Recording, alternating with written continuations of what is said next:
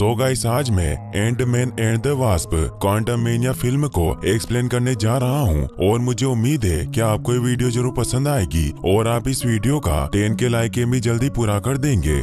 इस कहानी की शुरुआत में हमें उस वक्त का सीन दिखाया जाता है जब जेनेट क्वांटम रियल्स में फंसी हुई थी। उसने वहां जिंदा रहने के लिए एक घर बना लिया था। एक दिन जेनेट को एक चमकती हुई चीज गिरती दिखाई देती है जिससे जेनेट डर जाती है और वो अपने वेपन लेकर आती है। वो देखती है कि वहां पर खतरनाक क्रिएचर आ गए हैं जो 1 से 2 हो जाते हैं और वो हमला करने लगते हैं, मगर जेनेट उनसे जीत नहीं पाती और एक क्रिएचर उसे मारने वाला था। लेकिन तभी कोई उस क्रिएचर को मार देता है जो और कोई नहीं बल्कि किंग द कॉन्करर होता है, जो जेनेट से पूछता है कि कौन सी जगह है। फिर हम प्रेजेंट में सैन फ्रांसिस्को का सीन देखते हैं जहां अब सभी को पता चल गया था कि स्कॉट एक एवेंजर है, जिससे स्कॉट भी खुश था और अब वो लोगों को बचाने की बजाय एक ऑथर बन गया था जो लोगों को अपने किस्से और कहानियां सुनाया करता था। यहाँ तक कि उसने एक बुक भी लिखी थी। वही होप जिसे अपने डेट की कंपनी वापस मिल गई थी जिससे वो दुनिया को बेहतर बनाने के काम में लगी हुई थी। स्कॉट और होप दोनों साथ में खुश थे। एक दिन स्कॉट को जेल में बुलाया जाता है क्योंकि उसकी बेटी केसी को अरेस्ट कर लिया गया था, इसलिए होप उसकी जमानत करवाती है। केसी उन पुलिस वालों को उनकी गाड़ी वापस कर देती है जो उसने पिंप पार्टिकल से छोटी कर दी थी। इससे स्कॉट घर जाते वक्त केसी पर गुस्सा करता है तो केसी उसे बताती है कि वो पुलिस वाले बेघरों के टेंट हटा रहे थे। तो स्कॉट उसे कहता है कि मैं तुम्हारी बात समझता हूँ, लेकिन मदद करने के दूसरे भी तरीके होते हैं। मैंने तुम्हारी माँ को प्रॉमिस किया था कि तुम पिंप पार्टिकल का इस्तेमाल सिर्फ हमारे सामने करोगी। फिर वो घर पहुंच जाते हैं जहाँ हैंक, जेनेट और बाकी सभी साथ में डिनर करते हैं। केसी अपने डेट से कहती है कि हमें साथ मिलकर लोगों की मदद करनी चाहिए। माना आपने पहले दुनिया बचाई थी लेकिन अभी आप कुछ नहीं कर रहे हैं। तो स्कॉट केसी और हैंक से पूछता है कि आप दोनों क्या प्लान कर रहे हैं। तो हैंक बताते हैं कि हम चीटी साइंस पर काम कर रहे हैं और वो स्कॉट को कुछ चीटियों का प्रोजेक्ट दिखाते हैं जो अब बहुत ज्यादा एडवांस और डेवलप हो चुकी थी, इसीलिए अपने खुद के घर बना पा रही थी। केसी अपने डेट को बताती है कि जब आप क्वांटम रियल्स में 5 सालों के लिए फंसे रहे तो मैंने नानू के क्वांटम रियल्स के नोट्स पढ़ने शुरू किए। ये सुनकर जेनेट घबरा जाती है। वो उससे कहती है कि तुमने इस बारे में मुझे क्यों नहीं बताया। तो होप उनसे पूछती है कि मैंने आपसे इसके बारे में इतनी बार पूछा लेकिन आप कभी क्वांटम रियल्स के बारे में बात ही नहीं करती। जेनेट उन्हें बताती है कि क्वांटम रियल्स में बहुत खतरनाक है। मैं 30 साल वहाँ फंसी रही। तो केसी उन्हें बताती है कि अब में से कोई भी वहाँ नहीं जाएगा, लेकिन मैंने एक ऐसा डिवाइस बनाया जो यहाँ से क्वांटम रियल्स के मैप को बना सकता है। और उस डिवाइस को ऑन करती है और बताती है कि एक बार इस डिवाइस ने हमें क्वांटम रियल्स का मैप दे दिया तो हम इससे क्वांटम रियल्स की स्टडी कर पाएंगे। केसी अपने डेट को बताती है कि जब आप क्वांटम रियल्स में फंसे थे उस वक्त अगर मेरे पास ये डिवाइस रहता तो मैं आपको ढूंढ लेती। स्कॉट उससे कहता है कि मैं बहुत खुश हूँ कि तुमने डिवाइस बनाया, मगर ये काम कैसे करता है। तो केसी उन्हें बताती है कि ये डिवाइस सैटेलाइट की तरह है जो यहाँ से सिग्नल क्वांटम रियल्स में भेजता है और डेटा कलेक्ट करता है। जेनेट इससे काफी डर जाती है कि वो क्वांटम रियल्स में सिग्नल भेज रही है और वो गुस्से में उस डिवाइस को बंद करने के लिए उसके वायर को निकाल देती है। सभी इससे काफी हैरान होते हैं। जेनेट उन्हें कहती है कि मैं तुम्हें क्वांटम रियल्स के बारे में सब कुछ सच बताऊंगी, लेकिन तभी केसी का वो डिवाइस वापस से चालू हो जाता है जो वहाँ मौजूद सभी चीजों को अपने अंदर खींचने लगता है, जिससे वो एक एक करके सभी क्वांटम रियल्स में चले जाते हैं। उसमें वो इंटेलिजेंट चीटियां भी चली जाती है जो हैंक ने बनाई थी। जेनेट अपना सूट पहनकर अपने मॉम डेड को बचा लेती है। स्कॉट भी केसी को बचाने के लिए उसकी तरफ जाता है, मगर वो पत्थरों से टकराने वाले थे, इसीलिए वो सूट पहनकर अपना साइज बढ़ा करके अपनी बेटी को बचा लेता है। मगर वो दोनों देखते हैं कि क्वांटम रियल्स में एक बहुत ही बड़ी और खूबसूरत जगह है। वही होप की जब आँख खुलती है तो उसे अपने डेड मिल जाते हैं, लेकिन उसे जेनेट कहीं नहीं दिखाई देती। वो उन्हें आवाज लगाती है, तभी वहाँ एक शिप आने लगता है, लेकिन तभी जेनेट वहाँ आकर उन दोनों को एक पेड़ के पीछे छिपा लेती है, जिससे वो शिप उन्हें नहीं ढूंढ पाता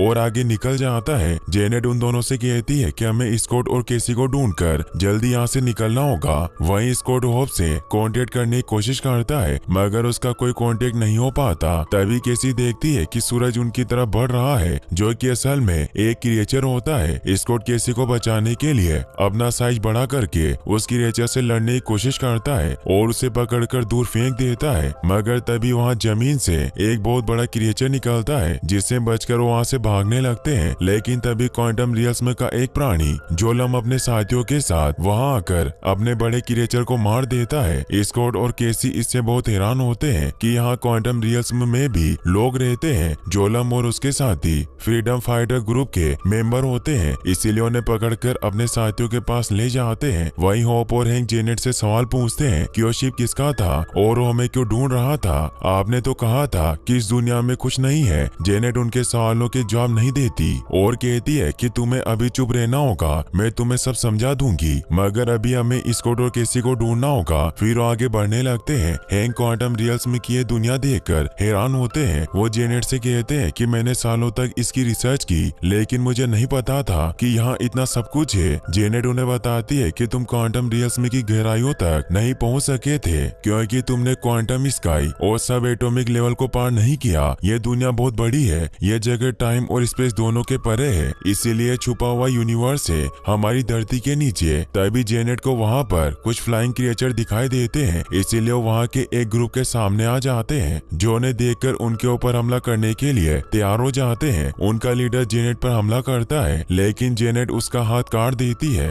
मगर उसका हाथ वापस से रीजनरेट हो जाता है और वो दोनों बहुत खुश होते हैं क्योंकि वो एक दूसरे को जानते थे और ये उन दोनों का हाई हेलो करने का तरीका था। अब वो लीडर उन्हें एक फ्लाइंग क्रिएचर और उन्हें कुछ कपड़े देता है ताकि इन कपड़ों में वो तीनों यहाँ के आम लोगों की तरह लगे। हैंक जेनेट से पूछते हैं कि हम इस चीज से कहाँ जा रहे हैं, तो जेनेट बताती है कि हम एक दोस्त से मिलने जाएंगे जो यही आसपास है और वो हमारी स्कॉट और केसी को ढूंढने में मदद करेगा। वहीं स्कॉट को उन फ्रीडम फाइटर लोगों की बातें समझ नहीं आ रही थी, इसीलिए वो केसी और स्कॉट को एक रेड लिक्विड पिलाते हैं जिन्हें वो लोग फूस कहते थे, जिससे स्कॉट उन सभी लोगों की बातें समझ पा रहा था। वेब नाम का प्राणी स्कॉट को बताता है कि तुमने जो अभी लिक्विड पिया वो मेरा ही द्रव था। तभी वहाँ क्वाज आ जाता है जो भी फ्रीडम फाइटर्स का ही मेंबर था और उसके पास टेलीपैथिक पावर थी जिसकी मदद से वो किसी का भी दिमाग पढ़ सकता था।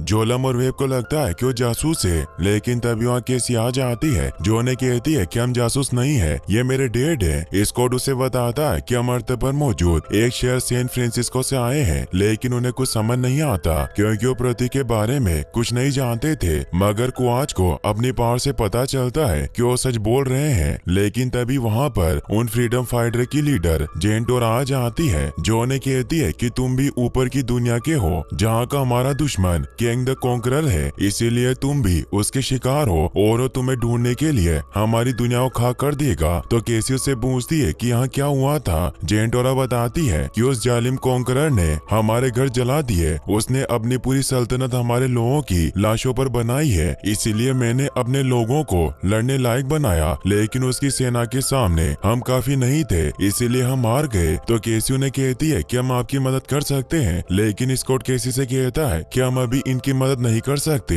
हमें जेनेट और बाकी सभी को ढूंढना होगा। जेनेट का नाम सुनकर जेंटोरा हैरान हो जाती है, वो उसे कहती है कि उसे यहाँ नहीं होना चाहिए था। वहीं हम होप, जेनेट और हैंक को देखते हैं जो उस क्रिएचर पर सवार होकर जेनेट के दोस्त से मिलने के लिए क्वांटम रियल्म की एक सिटी में पहुंच जाते हैं जहाँ होप और हैंक को अजीब अजीब प्राणी दिखाई देते हैं। फिर जेनेट उन्हें एक सीक्रेट जगह पर लेकर जाती है जहाँ एक बार था। वो उन दोनों को पूछ पिलाती है जिससे अब होप और हैंक भी वहाँ के लोगों की बात समझने लगते हैं। तभी वहाँ क्राइलर भी अपना शिप लेकर आ जाता है जो जेनेट का दोस्त था और अब वो क्वांटम रियल्म के एक शहर एक्सिया का गवर्नर बन चुका था। जेनेट हैंक और होप को बताती है कि मैं और क्राइलर फ्रीडम ग्रुप में थे और हमने कांग के खिलाफ विद्रोह किया क्योंकि उसने काफी लोगों के घर उजाड़े थे। जेनेट क्राइलर से कहती है कि हमें तुम्हारी मदद चाहिए, हम अपने दोस्तों को ढूंढ रहे हैं। तभी वहाँ कांग के सैनिक आने लगते हैं। ये देखकर जेनेट समझ जाती है कि क्राइलर भी कैंग के साथ साथ मिल गया है। क्राइलर उन तीनों कहता है कि तुम सभी को केंग के पास चलना होगा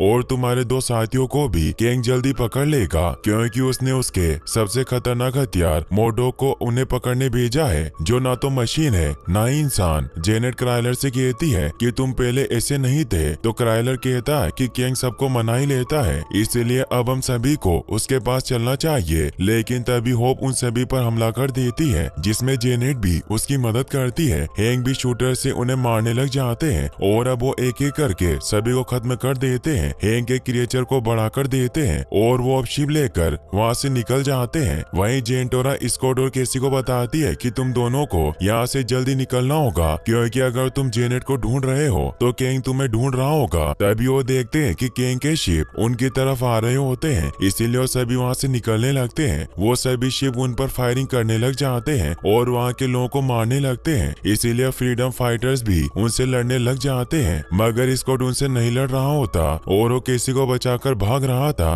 तभी केंग के लोग जोलम को पकड़ लेते हैं, लेकिन जेंटोरा उन्हें मारकर जोलम को छुड़वा लेती है और वो उसे लोगों को बचाकर निकल जाने को कहती है। मगर तभी जेंटोरा को केंग के सिपाही पकड़ लेते हैं, लेकिन अब केसी भी उन्हें बचाने जाती है, क्योंकि उसके पास भी एक एंडमैन सूट था, मगर उसे इसका इस्तेमाल सही से करना नहीं आता था, इसीलिए वो केंग का आदमी केसी को मारने लगता है। लेकिन स्कॉट उसे बचा लेता है और अब वो दोनों जेंटोरा के पास आ जाते हैं, लेकिन तभी वहाँ मोडोक आ जाता है, इसीलिए सभी भागने लगते हैं। जेंटोरा को भी अब वो लोग पकड़ लेते हैं। मोडोक स्कॉट और केसी के सामने आ जाता है। मोडोक उन्हें कहता है कि मैं तुम्हें कब से पकड़ना चाहता था, और उसे अपना फेस दिखाता है, जो कि असल में डेरेन होता है, जिसने अब केसी को मारने की कोशिश की थी। तो स्कॉट ने उसे यहाँ क्वांटम फील्ड में भेज दिया था। स्कॉट उससे पूछता है कि तुम अभी तक जिंदा कैसे हो, तो डेरेन उसे बताता है कि तुमने तो मुझे यहाँ मरने के लिए छोड़ दिया था, लेकिन केंग ने मेरी मदद की और मुझे अल्टीमेट हथियार बनाया,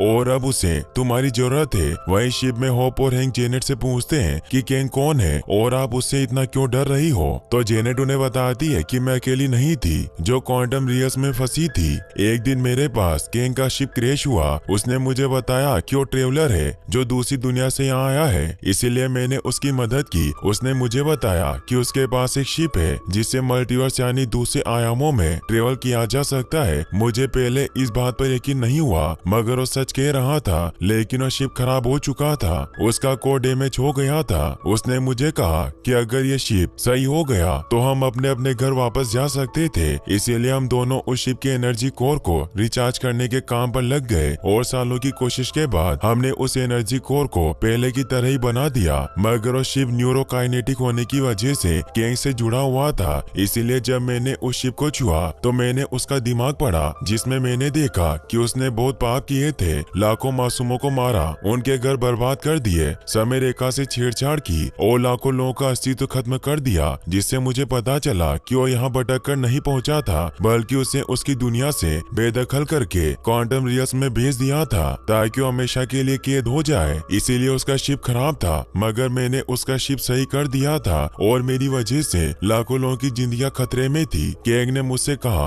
कि वक्त उसकी मुट्ठी में है और वो मुझे यहाँ से बाहर वापस अपने घर भेज देगा, लेकिन मुझे लाखों लोगों की जिंदगियों के बदले ये मंजूर नहीं था, इसलिए मैंने उस एनर्जी कोर को वापस निकाल लिया। केंग ने मुझे रोकने की कोशिश की और वो बहुत ताकतवर था, इसीलिए मैंने उस कोर को रिंग की मदद से बहुत बड़ा कर दिया, लेकिन इससे केंग को और ज्यादा पावर मिली, मगर हम दोनों हमेशा हमेशा के लिए यही फंस गए। लेकिन उसने इस बात का भी फायदा उठाया और यहाँ क्वांटम रियल्स के लोगों को भी मारना शुरू किया और अपना एक साम्राज्य बनाया, क्योंकि उसके पास बहुत एडवांस टेक्नोलॉजी और हथियार थे जिनका मुकाबला कोई नहीं कर सकता था। इसीलिए मैं सालों तक उसके खिलाफ लड़ी, छिपती रही। फिर हैंक ने मुझे बचा लिया, लेकिन मैंने ठीक नहीं किया, क्योंकि मैंने यहाँ एक शैतान को खुला छोड़ दिया था। हैंक उसे कहते हैं कि तुमने ये सब जानबूझकर नहीं किया। जेनेट बताती है कि मैं सब भूलना चाहती थी, इसीलिए मैंने तुम्हें इस बारे में कुछ नहीं बताया। होप अपनी मोम से कहती है कि पहले आप अकेली थी, अब हम साथ हैं, इसीलिए हम उसे मिलकर रोकेंगे। और अब वो उस एनर्जी कोर की तरफ बढ़ने लगते हैं, क्योंकि उन्हें पता था कि केंग उस एनर्जी कोर को हासिल करने के लिए स्कॉट को वहीं भेजेगा। वहीं स्कॉट और केसी केंग की जेल में कैद होते हैं। केंग उनके पास आता है। वो स्कॉट को कहता है कि मैं तुम्हारी बेटी को मार दूंगा अगर तुम मुझे वो नहीं लाकर दोगे जो मुझे चाहिए, क्योंकि मेरा यहाँ से बाहर निकलना बहुत जरूरी है। मुझे सब कुछ खत्म करना करना है। मेरी जिंदगी वक्त की मोहताज नहीं है, बल्कि वक्त मेरी मुट्ठी में है। इसीलिए मेरे वेरिएंट्स ने मुझे यहाँ फंसाया, क्योंकि वो मुझसे डरते थे। इसीलिए मैं यहाँ से निकलकर उनसे बदला लूंगा। स्कॉट समझ जाता है कि किंग के इरादे नेक नहीं है, इसीलिए उसकी मदद करने से मना कर देता है। तो किंग उसकी बेटी केसी को टॉर्चर करने लग जाता है। ये देखकर स्कॉट उसकी मदद करने को मान जाता है। तो किंग एक पोर्टल खोलकर उसे एनर्जी कोर के पास ले आता है, जिसकी साइज काफी ज्यादा बड़ी थी। किंग उसे बताता है कि इसी चीज की मदद से मैं स्पेस और टाइम में घूम सकता था, लेकिन जेनेट ने इसे बड़ा कर दिया और समय से इसका कंट्रोल हटा दिया। मोडोक स्कॉट को बताता है कि तुम्हें इस एनर्जी कोर को छोटा करने के लिए इसके सेंटर में जाना होगा, लेकिन ये काम तुम्हें बहुत जल्दी करना है, क्योंकि तुम जितनी देर अंदर रहोगे तुम्हें उतने ही भ्रम होंगे। फिर वो अपनी बेटी से मिलकर जल्दी से अंदर चला जाता है और छोटा होकर उस एनर्जी कोर तक पहुंच जाता है, मगर तभी उसके दो रूप बन जाते हैं, क्योंकि वो संभावनाओं के बाउंडर में फंस चुका था। इसीलिए उसके एक से अनेक रूप बनने लगते हैं। जो संभावनाएं उसने अभी तक जी थी, क्योंकि इसमें उसकी बास्केट रॉबिन्सन वाली संभावना भी होती है। जब वो वहाँ पर नौकरी करता था, वो सभी उस कोर को पाने के लिए आगे बढ़ते हैं, लेकिन एक एक करके सभी मारे जाते हैं। वहीं होप को भी स्कॉट के सिग्नल मिलने लगते हैं, इसीलिए वो भी उसके पास जाने लगती है, मगर उसकी भी वहाँ संभावनाएं क्रिएट होने लगती है। जेनेट उसे कहती है कि तुम्हें उन सभी पर ध्यान नहीं देना चाहिए, वो तुम्हारी संभावनाएं हैं। वहीं स्कॉट अपनी सभी संभावनाओं में घिर जाता है, मगर तभी केसी उससे बात करती है। वो उसका हौसला बढ़ाती है कि आपको मेरे लिए वापस आना होगा। इसीलिए अब उसकी सभी संभावनाएं भी स्कॉट को ऊपर जाने में मदद करती है। मोडो को कुछ समझ नहीं आता कि ये सब कैसे हो रहा है, तो स्कॉट उसे कहता है कि हम सभी केसी से प्यार करते हैं। और अब स्कॉट ऊपर पहुंच जाता है और वो उस कोर पर रेड रिंग से शूट करता है ताकि वो कोर छोटा हो जाए, लेकिन ऐसा नहीं होता और वो सभी नीचे गिरने लगते हैं। लेकिन तभी होप आकर उसे बचा लेती है और अब उनकी संभावनाएं भी खत्म हो जाती है और वो दोनों बहुत सारी रिंग्स की मदद से उस एनर्जी कोर को छोटा कर देते हैं। जेनेट भी उसके पास आ जाती है। वो स्कॉट को कहती है कि हम किंग के हाथ ये कोर नहीं लगने दे सकते, मगर तभी किंग वहाँ पर आ जाता है, जो स्कॉट से वो एनर्जी कोर मांगता है। तो स्कॉट उसे कहता है कि हमारी डील हुई थी, तुम मुझे मेरी बेटी लौटाओगे, इसीलिए जब तक तुम मुझे मेरी बेटी नहीं दोगे मैं तुम्हें कोर नहीं दूंगा। मगर किंग अपनी पावर से वो कोर ले लेता है। होप और स्कॉट उस पर हमला करने की कोशिश करते हैं, लेकिन वो उन दोनों को दूर गिराकर बेहोश कर देता है। वही हैंक शिप पर होते हैं, जिन पर मोडोक अटैक कर देता है, जिससे उनकी शिप क्रैश हो जाती है। जेनेट हैंक के पास जाने लगती है, लेकिन किंग उसे पकड़कर अपने साथ अपने शहर एक्सिया में ले आता है। किंग उससे पूछता है कि पिछली बार जब तुमने मेरे दिमाग में झांका था तो तुम्हें क्या दिखा। जेनेट उसे बताती है कि तुम एक शैतान हो, मगर तुम खुद को भगवान समझते हो। तो किंग उसे बताता है कि पूरे मल्टीवर्स में मेरे कई सारे वेरिएंट्स हैं जो हमेशा वक्त के साथ खेलते रहे, पर मैंने देखा कि इन सभी की वजह से मल्टीवर्स बर्बाद हो रहा था, इसीलिए मैं उन सभी दुनियाओं को बर्बाद कर दूंगा जो मेरे लिए खतरा है, क्योंकि एक कॉन्करर का काम है एक लाचार दुनिया को मिटाकर नई दुनिया बनाना। जेनेट उसे बताती है कि तुम लाखों मासूमों को मार दोगे अपना बदला लेने के लिए। तो किंग कहता है कि ये मेरे लिए बहुत छोटी कीमत है। वही हम हैंक को देखते हैं जिन्हें चींटियां बचा लेती है और होप और स्कॉट के पास आ जाते हैं। स्कॉट उनसे पूछता है कि क्या है वही एंट फॉर्म वाली चींटियां हैं जो हमारे साथ यहाँ आ गई थी, मगर आपने इन्हें कैसे ढूंढा। तो हैंक बताते हैं कि जब से हम यहाँ आए हैं मुझे चींटियों के अजीब से सिग्नल मिल रहे थे, मगर मुझे लगा कि EMP कम्युनिकेशन डिवाइस खराब हो गया होगा, लेकिन ऐसा नहीं था, बल्कि वो चींटियां थी जो यहाँ आते हुए किसी टाइम चेंजिंग फील्ड से होकर गुजरी, जिसकी वजह से ये एक दिन में हजारों साल जीकर आई, जिससे इन्होंने अपने साइंस और नॉलेज को बहुत एडवांस कर लिया। इसीलिए इन्होंने खुद मुझे ढूंढ लिया और अब वो चींटियां उनका शिप भी रिपेयर करने लग जाती है। स्कॉट उन्हें कहता है कि हमें किसी भी हाल में किंग को हराना होगा, चाहे वो कितना ही ताकतवर हो। वही हम केसी को देखते हैं जो किंग के गार्ड पर हमला करके उनको मार देती है और जेंटोरा के पास आ जाती है, जो एक सेल में कैद थी। इसीलिए उसे बचाने के लिए उस सेल के गेट को खोलने की कोशिश करने लग जाती है, मगर तभी वहाँ गार्ड आ जाते हैं, लेकिन केसी अपने सूट की मदद से उन्हें आसानी से मार देती है और गलती से वो सेल का गेट भी खुल जाता है, जिससे जेंटोरा आजाद हो जाती है। केसी उसे कहती है कि मेरी वजह से किंग को तुम्हारे ठिकाने का पता चला, इसीलिए मैं भी तुम्हारी मदद करना चाहती हूँ। तो जेंटोरा उसे कहती है कि मुझे मेरे साथियों तक मैसेज पहुँचाना होगा कि हम सभी साथ मिलकर किंग को हरा सकते हैं और हम मिलकर आकर यहाँ बंद मेरे लोगों को आजाद करेंगे, जिससे हम अंदर से ही किंग के लोगों पर हमला कर देंगे। वही किंग लाइव आकर अपनी पूरी आर्मी को अपना मैसेज दे रहा होता है कि मैं तुम सभी के साथ मिलकर उन सभी लोगों से बदला लूंगा जिन्होंने मुझे बेदखल किया, और फिर हम एक एक करके पूरे अनंत काल को जीत लेंगे। मगर तभी केसी उसके लाइव शो को हैक करके खुद लाइव आ जाती है और वो सभी को मैसेज देती है कि मैं जेंटोरा के साथ टावर में हूँ, और अगर हम सभी साथ लड़े तो किंग को हराना नामुमकिन नहीं है। सभी लोग उसके इस मैसेज को सुन पा रहे थे, इसीलिए वो सभी का हौसला बढ़ाती है कि आपको लगता होगा कि हम किंग को नहीं हरा सकते, उसकी सेना बहुत पावरफुल है, लेकिन ऐसा नहीं है क्योंकि एक चींटी भी हाथी को मार सकती है। ये बात मेरे डैड ने कही थी, और अगर वो यहाँ होते तो वो कभी हार नहीं मानते। स्कॉट, होप और जेनेट भी उसका ये मैसेज देख रहे होते हैं और उन्हें उसकी लोकेशन का पता चल जाता है, इसीलिए वहाँ जाने के लिए निकल जाते हैं। वहीं किंग इससे गुस्सा होकर मोडोक को केसी को मारने भेजता है। केसी जेंटोरा के साथ मिलकर उसके साथियों को आजाद करवा रही होती है, तभी वहाँ मोडोक आ जाता है, इसीलिए केसी उसका ध्यान भटकाने के लिए बाहर चली जाती है, मगर मोडोक भी उसका पीछा करने लग जाता है। वहीं अब किंग भी उस एनर्जी कोर की मदद से अपनी टाइम ट्रेवल शिप को एक्टिवेट करने लग जाता है ताकि वहाँ से निकल सके, लेकिन तभी एंडमैन अपने बहुत बड़े अवतार में वहाँ पर आ जाता है और सब कुछ बर्बाद करने लगता है। लेकिन किंग अपने बहुत सारे शिप से उन पर हमला करवाने लग जाता है। होप उन्हें रोकने की कोशिश करती है, लेकिन वो बहुत सारे थे, इसीलिए वो दोनों उन्हें रोक नहीं पा रहे थे। लेकिन तभी वहाँ जेंटोरा के साथी आ जाते हैं जो भी किंग के लोगों को मारने लगते हैं। ये देखकर किंग अपने शिप को एक्टिवेट करने लग जाता है। ये देखकर स्कॉट उसे रोकने के लिए आगे बढ़ता है। वो एक बिल्डिंग से खुद को प्रोटेक्ट करता है और वो किंग की प्रोटेक्टिव शील्ड को तोड़ने की कोशिश करता है, मगर ऐसा नहीं कर पाता और दूर गिर जाता है। केसी भी ये सब देख लेती है और अपने डेड को बचाने जाने लगती है, लेकिन तभी मोडोक उसका रास्ता रोक लेता है। ये देखकर केसी अपना साइज बढ़ाकर लेती है और मोडोक को बहुत बुरी तरीके से मारती है। डेरेन केसी को कहता है कि मैं चंपू हूँ, मुझे कुछ समझ नहीं आता कि मैं क्या करूँ। तो केसी उसे कहती है कि तुम हमारा साथ दे सकते हो, क्योंकि अगर सुबह का भूला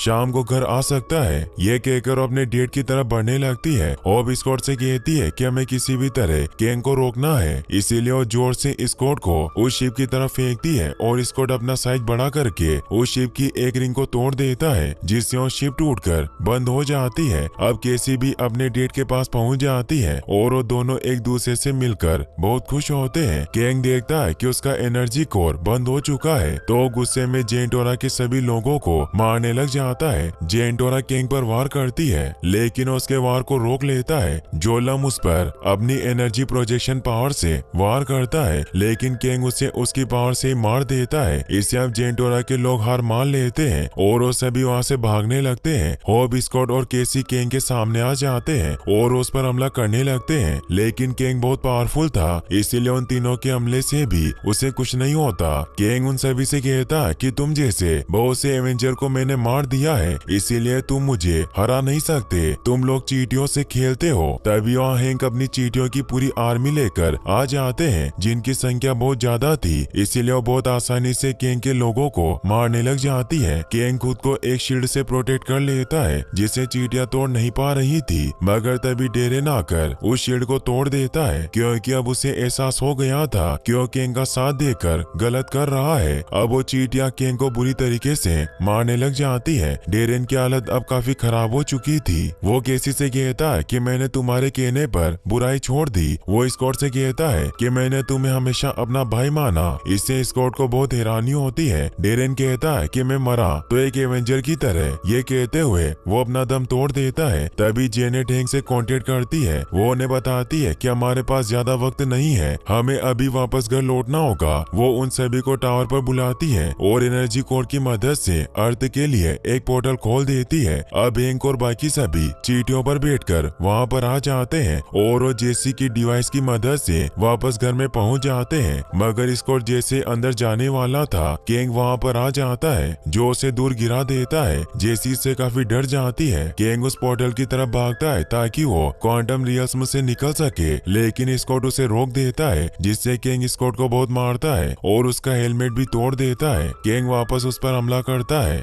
स्कॉट उससे नहीं जीत पाता, मगर वो किंग से कहता है कि मैं तुम्हें यहाँ से बाहर नहीं जाने दूंगा, इसीलिए वो दोबारा खड़ा होकर उससे लड़ने लग जाता है। किंग उसे कहता है कि तुम मुझसे नहीं जीत सकते, तो स्कॉट उसे कहता है कि भले ही मैं तुमसे हार जाऊं मगर मैं तुम्हें जीतने नहीं दूंगा, और वो बहुत सारी बड़ी और छोटी करने वाली रिंग को उस एनर्जी कोर में डाल देता है। यह देखकर किंग उस पोर्टल की तरफ भागने लगता है, लेकिन तभी पोर्टल से होप आ जाती है जो उसे रोक देती है और उस पर लगातार शूट करती रहती है, जिससे किंग उस एनर्जी कोर के पास चला जाता है और उसके अंदर समा जाता है, जिससे एक धमाका होता है और वो पोर्टल भी बंद हो जाता है। होप और स्कॉट को लगता है कि वो यहीं फंस गए हैं। वो देखते हैं कि जेंटोना के लोग अब बहुत खुश हैं, मगर तभी केसी उनके लिए पोर्टल खोल देती है। फिर हम देखते हैं कि स्कॉट अपनी नॉर्मल लाइफ वापस से जीने लग जाता है और वो सभी साथ में केसी का बर्थडे मनाते हैं, और यहीं पर ये मूवी एंड हो जाती है। फिर हमें इसके पोस्ट क्रेडिट सीन को दिखाया जाता है, जिसमें हम किंग के कई सारे वेरिएंट्स को देखते हैं जो क्वांटम रियल्म वाले किंग की मौत से बहुत खुश होते हैं और अपने मल्टीवर्स विद्रोह की योजना बनाने लगते हैं। फिर हम इसके एंड क्रेडिट सीन में लोकी और मोबियस को देखते हैं जो 1920 के टाइम के एक किंग वेरिएंट को देखते हैं जिसका नाम विक्टर टाइमली था। और ये मूवी